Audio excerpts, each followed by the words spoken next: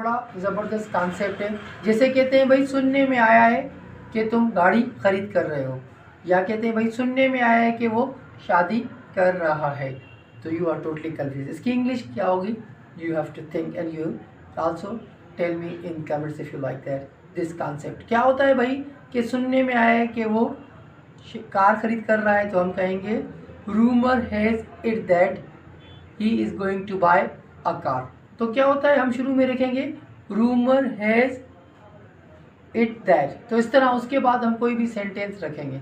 जैसे भाई सुनने में आया है कि वो शादी कर रहा है, तो हम कहेंगे rumour has it that he is going to get married. या मैं से कहूँगा भाई सुनने में आया है कि भाई तुमने नई गाड़ी खरीद की है, तो मैं कहूँगा rumour has it that you have bought a new car. या सुनने में आया है कि भाई हुकूमत नौकरियों का ऐलान कर रही है, तो क्या होगा rumour has it that the government is